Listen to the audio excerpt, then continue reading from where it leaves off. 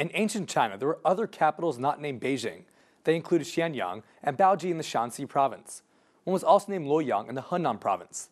Because of this rich history, these cities are an archaeological gold mine.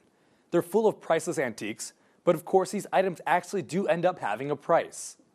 In ancient Chinese history, emperors and other elites were buried with jade, bronzeware, and gold.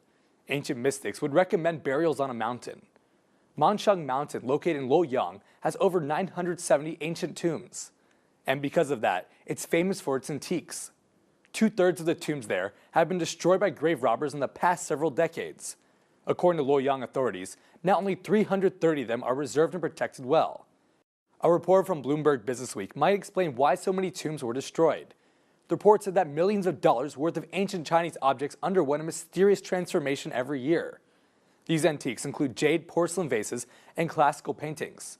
A large number of Chinese antiques have arrived in foreign countries, like America. They're worth at least twice as much on average based on declared import values.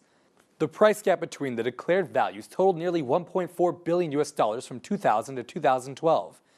As it is illegal to trade rare antiques in China, they have to smuggle them out. To do that, they might make the Chinese antiques look cheap when taking them out of the country. The UN once released that over 1.6 million Chinese antiques were collected by 218 museums in 47 different countries.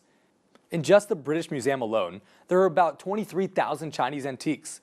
In the past 30 years, over 2 million Chinese antiques were sent to America. About 200,000 of them were collected by American museums.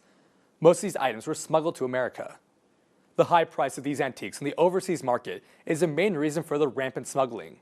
Insiders expose that a piece of antique Chinese furniture worth about $1,600 could be sold for as much as $10,000. So the business is clearly profitable, which gives smugglers an incentive to try out the trade. But that doesn't explain why the Chinese government is letting these goods leave the country. One way to look at it is to assume the high profit margins mean the smugglers can make enough money to bribe customs. Another way to look at it is that the export business is so big that customs just doesn't have time to check all the shipments thoroughly. Only a certain ratio of goods actually gets spot checked. The proportion of spot checked is about 5%. This means that even if all the shipments are checked, 19 others might not. Don't go away, because up next in Money Matters, we're talking about smuggling antiques. Stay tuned.